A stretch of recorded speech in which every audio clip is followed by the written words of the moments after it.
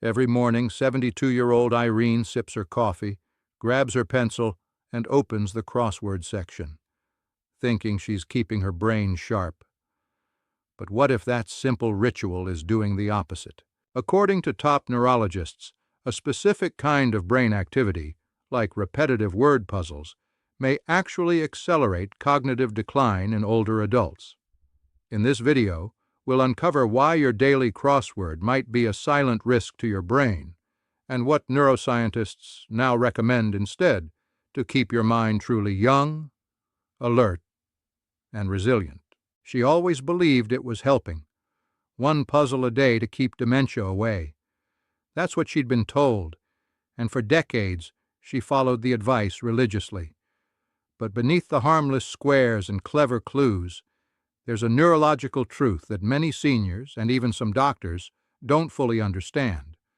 The truth is this: not all mental activity is protective, and some may actually lull your brain into a dangerous state of false security. Dr. Emily Barnes, a neurologist who spent over 20 years researching cognitive decline, recently warned that repetitive brain games like crosswords and word searches might not challenge the brain enough to stimulate growth. In her own words, the brain is like a muscle. It only grows when it's pushed beyond its comfort zone. Doing the same type of puzzle every day? That's the mental equivalent of walking the same mile at the same pace, forever. You're moving, but not progressing. It's called the familiarity trap. Crosswords, Sudoku, even word scrambles can feel stimulating, but they often activate the same neural circuits repeatedly, offering little to no new stimulation. In early-stage dementia studies, patients who relied solely on such puzzles often showed no slowing of cognitive decline. In fact, some experienced faster memory deterioration than peers who engaged in more adaptive, varied activities. One study from the University of Michigan tested over 1,200 adults aged 65 and older. Half did daily puzzles. The other half learned new skills, like digital photography or speaking a new language. After 6 months, the group learning new things showed significant improvement in memory, attention span, and problem-solving ability. The puzzle group? Flat performance, no improvement, no delay in decline. Why? Because the brain craves novelty. It's wired to grow when exposed to challenge, unpredictability, and creative problem-solving. Crosswords, though enjoyable, become routine, and routine is the enemy of neuroplasticity. Here's where it gets even more concerning. Repetitive mental tasks can create a sense of control and calm, which feels good, but may mask early warning signs of memory decline. By the time you notice you're struggling to recall names or misplacing keys more often, those cognitive patterns could already be deeply set. But this doesn't mean you should throw away your puzzles. The key is balance. The danger isn't in the crossword itself.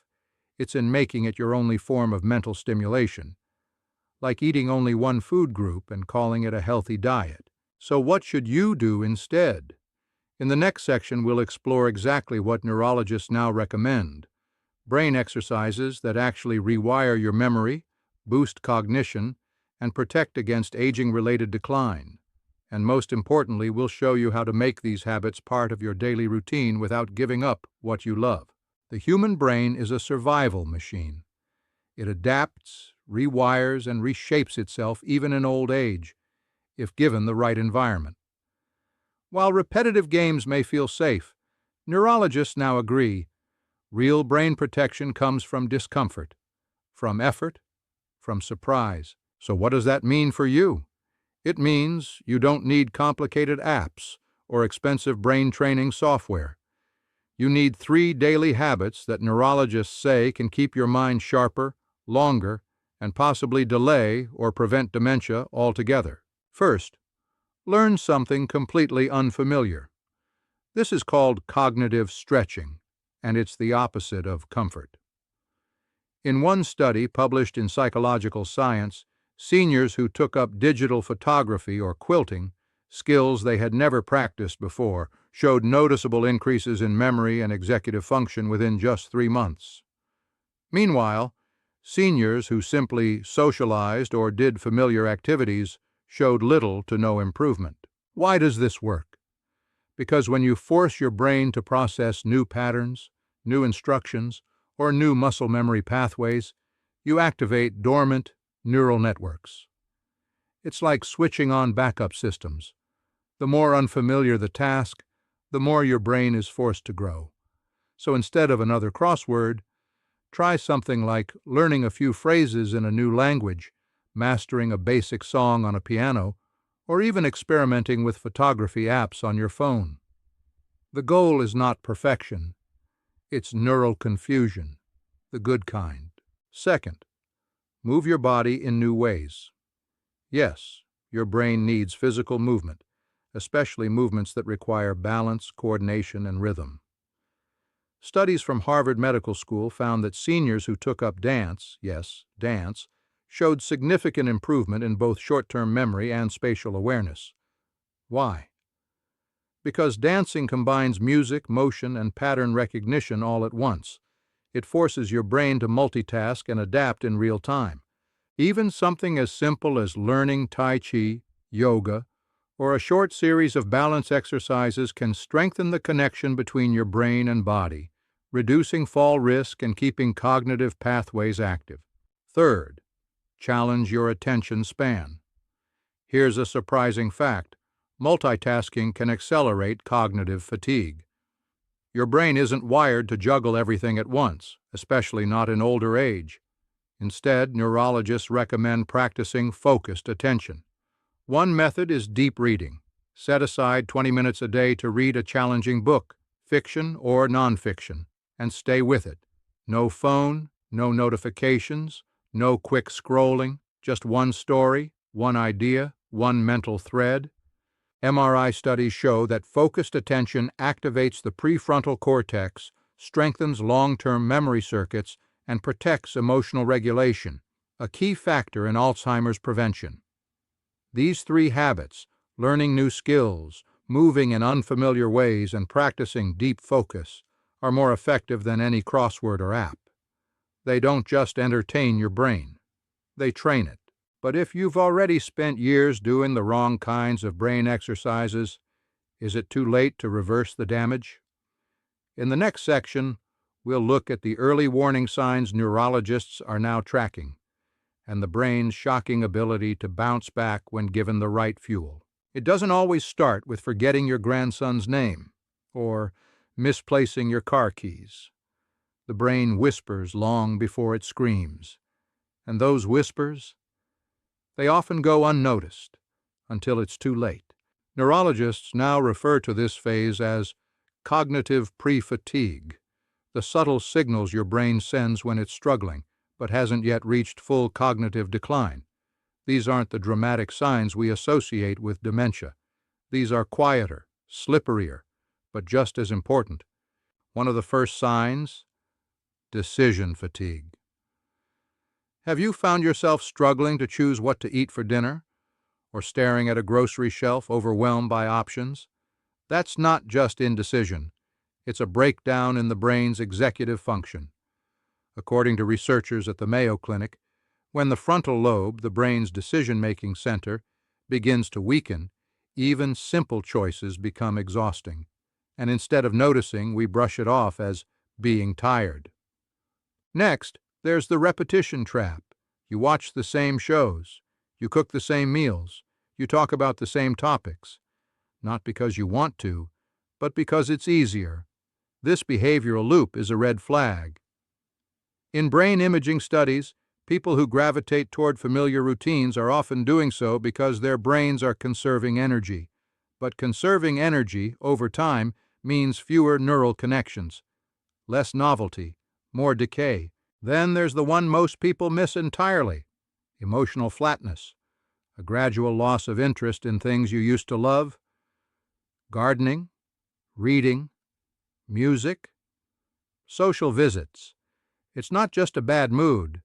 It's your brain telling you that the reward system, those circuits that light up with joy and motivation, aren't firing the way they used to. In fact, Depression and apathy are now considered early warning signs of dementia, especially in people over 65. And perhaps the most insidious symptom? Overconfidence. Strange, right? But in early cognitive decline, the brain often creates a false sense of certainty. You're sure you've taken your pills, sure you locked the door, sure you called someone back, when in reality you didn't. This false certainty is called anosognosia, and it tricks you into believing everything is fine, while decline is quietly setting in. The scariest part? Most seniors experiencing these symptoms aren't aware of them, or they dismiss them as normal aging. But neurologists are urging people to look closer, because the earlier you catch the signs, the more you can do to protect your brain. But here's the good news. Just because the brain is tired doesn't mean it's broken. In fact, the brain is one of the most resilient organs in the body, capable of healing, rewiring, and even regrowing damaged connections if given the right inputs. So how do you start that healing process? In the next section, we'll reveal the 4 science-backed brain fuels, nutrients, and practices that don't just protect your memory, they help restore it. Your brain is made of just 2% of your total body weight, but it uses over 20% of your body's energy. And every thought, every memory, every spark of clarity you experience is powered by a delicate supply chain of nutrients, oxygen, and chemical messengers.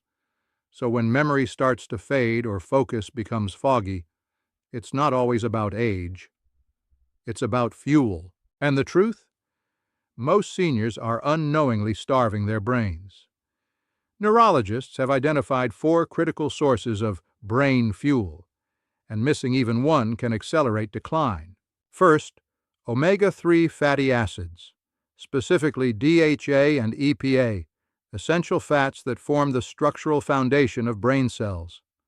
In fact, over 60% of your brain is fat, and DHA makes up a huge portion of the gray matter where memory and learning happen. Studies from the University of Oxford show that seniors with higher DHA levels have better memory, faster processing speeds, and significantly lower risk of Alzheimer's disease. The best sources? Fatty fish like wild salmon, sardines, or mackerel. And if fish isn't your thing, a high-quality fish oil supplement, at least 1,000 milligrams of combined EPA and DHA, can make a measurable difference in cognitive function within 90 days. Second, antioxidant-rich foods. Your brain is constantly under attack from oxidative stress, tiny molecules called free radicals that damage cells over time. And guess which part of the body is the most sensitive? That's right, the brain. That's why antioxidants are so essential. Berries, especially blueberries, are packed with compounds called anthocyanins that cross the blood-brain barrier and directly reduce inflammation in the hippocampus, the brain's memory center.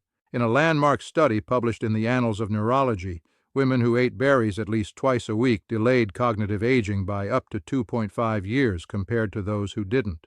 Third, B vitamins. Think of B6, B12, and folate as your brain's maintenance crew. They remove toxins called homocysteine that, if left unchecked, can shrink your brain tissue. That's not a metaphor. It's literal shrinkage. In MRI studies, seniors deficient in B12 showed accelerated brain atrophy even before they noticed symptoms. Foods rich in B vitamins include leafy greens, eggs, liver, and whole grains. For those over 60, supplementation is often necessary because absorption declines with age. A simple B-complex vitamin daily can fill the gap. Fourth, oxygen through movement. It sounds simple, but most people forget that your brain's most important fuel, oxygen, is delivered through movement. A sedentary lifestyle chokes off that supply. But just 20 minutes of walking a day increases blood flow to key areas like the prefrontal cortex and hippocampus, both responsible for memory, attention, and decision-making. Researchers at the University of British Columbia found that seniors who walked briskly 3 times a week had noticeable growth in the hippocampus, a region that typically shrinks with age. This isn't magic. It's science. Real food, real movement, real results.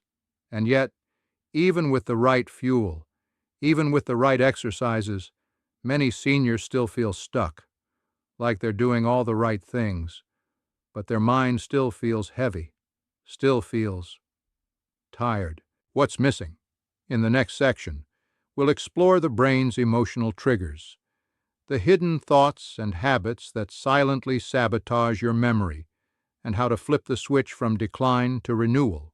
You can eat the right foods. You can take your supplements. You can walk every day and challenge your brain. But if your mind is living in a constant state of tension, anxiety, or emotional fatigue, all of that effort may only scratch the surface. Because stress, especially the kind that builds slowly over time, is not just a feeling. It's a biochemical weapon against your brain. Every time you feel overwhelmed, worried, or trapped in rumination, your body releases cortisol, the stress hormone. In small doses, cortisol is helpful. But chronic cortisol exposure is different. It's toxic. And the part of your brain it targets first? The hippocampus, the very region responsible for memory, learning, and emotion regulation. In brain scans, patients with high stress levels show measurable shrinkage of the hippocampus, sometimes equivalent to several years of aging. And the worst part? You may not even realize it's happening. The signs are subtle at first. You reread the same paragraph but can't recall what it said. You walk into a room and forget why you're there. You fumble for words you've known your entire life. Most people blame age, but neurologists warn, this is often stress at work, not time. One Harvard Medical School study followed over 2,400 older adults for 8 years and found that those with high chronic stress had twice the rate of cognitive impairment, even when diet, activity, and sleep were controlled for. Let that sink in. The mental wear and tear of unmanaged emotion can outpace physical factors entirely. But there's more to it than just cortisol. Negative self-talk. Those quiet, corrosive thoughts like, I'm getting old, I'm slowing down, maybe I'm just not sharp anymore, also rewire the brain. Every repeated thought forms a neural groove, and the more you repeat it, the deeper it gets. This is called neuroplastic imprinting. It means your thoughts are not just reactions. They're building the very structure of your brain. But here's the power in that. If repeated fear can build decline, repeated confidence can build resilience. In fact, a Yale University study found that seniors who held positive beliefs about aging lived an average of 7.5 years longer than those with negative beliefs, not because of vitamins or better habits, but because of mindset. Optimism didn't just make life more enjoyable, it made the brain more resilient. So what can you do? You start by noticing the stress loops, the hidden anxieties, the quiet self-doubt, then you replace them. One powerful tool? Guided daily affirmations and mental rehearsals, short visualizations where you picture yourself focused, sharp, and energized. This isn't wishful thinking, it's mental training. And over time it rewires the emotional core of the brain. In the next section, we'll give you a 5-minute daily brain ritual neurologists now recommend, a simple yet powerful practice that combines movement, memory, and emotion to reawaken your cognitive strength. Imagine this. It's early morning. The house is still. You're sitting upright in a chair. No phone, no distractions, just your breath, your body, and your mind. This isn't meditation. It isn't a crossword. It's something neurologists are now calling a cognitive integration ritual, a 5-minute routine designed to synchronize your physical body, emotional state, and memory centers all at once. In multiple studies, including those from Stanford and Johns Hopkins, seniors who practice this type of intentional multi-sensory ritual improve their working memory, reaction speed, and even sleep quality within just a few weeks. So how does it work? It's built on 3 pillars: oxygenation, activation, and visualization. Let's break it down. Step 1. Controlled breath. Start with what's called box breathing. Inhale through your nose for a count of 4. Hold for 4. Exhale through your mouth for 4, and hold again for 4. Repeat this cycle 3 to 5 times. Studies show that this technique immediately lowers cortisol, increases oxygen to the brain, and primes your nervous system for learning. Step 2. Brain-body priming. While seated, begin tapping your left hand gently on your right knee and your right hand on your left knee, alternating slowly. This cross-lateral movement activates both hemispheres of your brain and enhances communication between memory centers and motor function.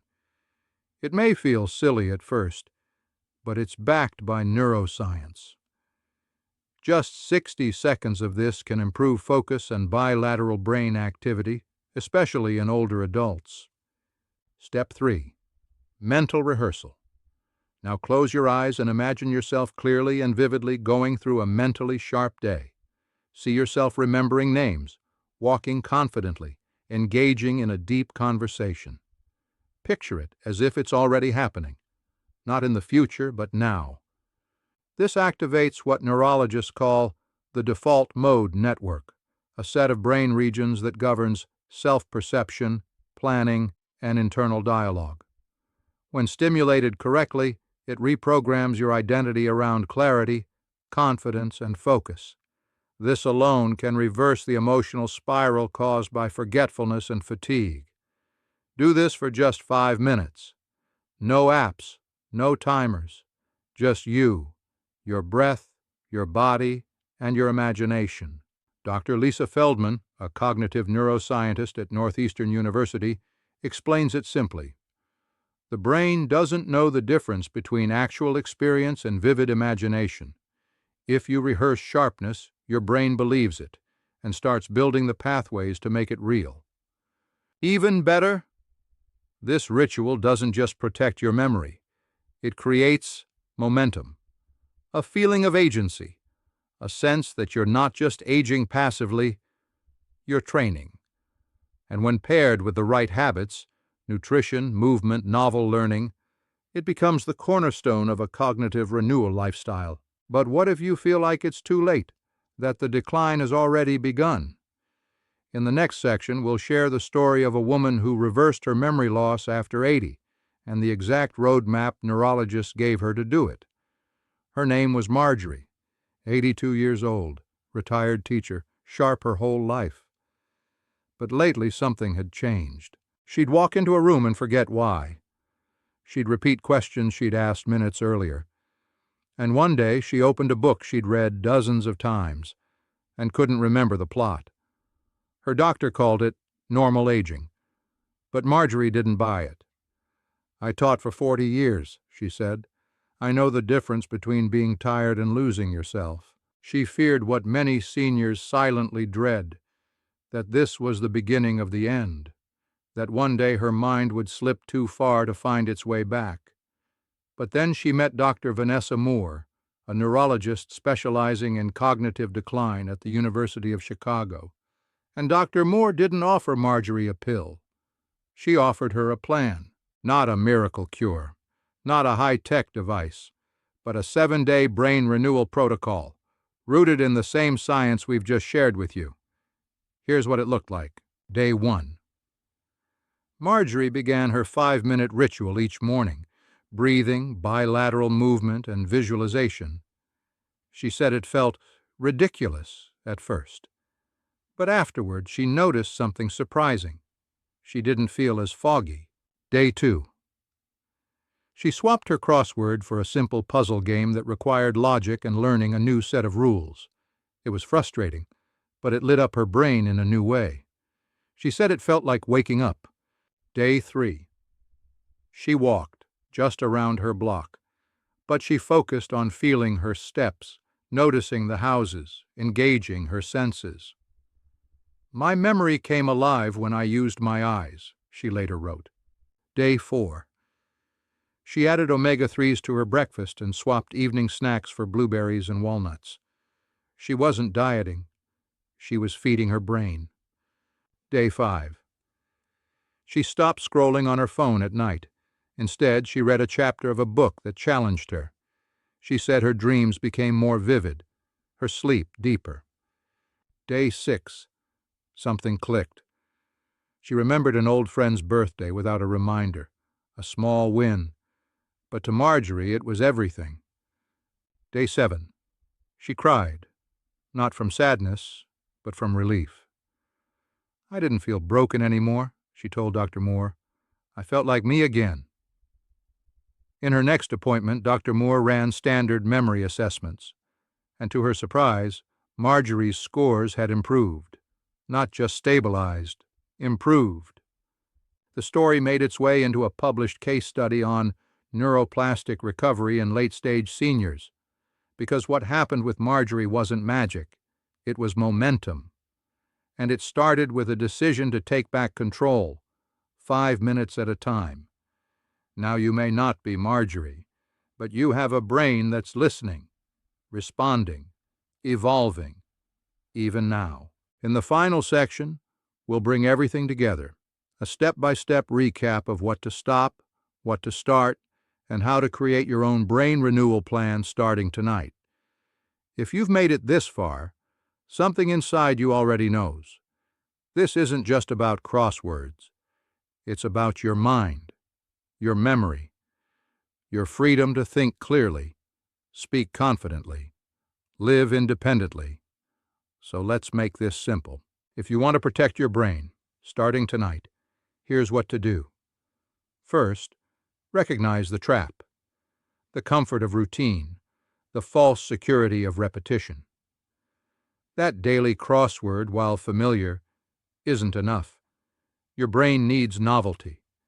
It needs resistance, like a muscle that only grows when pushed. So tomorrow morning, instead of starting with another clue across or down, choose discomfort. Choose something that feels slightly out of reach. That's how the brain grows. Second, feed your mind what it truly craves. Omega-3s from wild-caught fish or supplements, antioxidants from berries, greens, and turmeric, B vitamins to protect the memory centers, water, oxygen, sleep. These aren't extras. These are fuel lines to your cognition. Without them, you're asking your brain to perform on an empty tank. Third, rewire your stress response. Catch yourself in the thought loops. I'm slowing down. I'm forgetting more. Maybe it's just old age. And then flip them. Train your mind to say, my brain is changing, but I'm still in charge. Stress is not just emotional, it's chemical.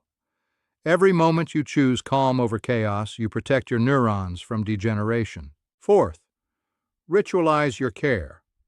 5 minutes a day. That's all it takes. The breath, the cross-body movement, the mental rehearsal. This is your brain's wake-up call. No phone needed, no doctor's appointment. Just you and a chair, and the decision to reclaim your mind. And fifth, move. Walk, dance, stretch, flow. Movement isn't just for the body, it's medicine for the brain. When you move with intention, you pump blood into forgotten corners of your mind. You reactivate focus, balance, and memory all at once. And here's what happens when you do all of this. Consistently, even imperfectly, you start remembering things you thought you lost. You wake up with energy instead of fog. You feel more yourself. Not the version that's slipping, but the version that's returning. And most of all, you stop living in fear of forgetting. Because you're no longer passive. You're no longer just hoping for a better brain. You're building it, one breath at a time, one habit at a time, one day at a time.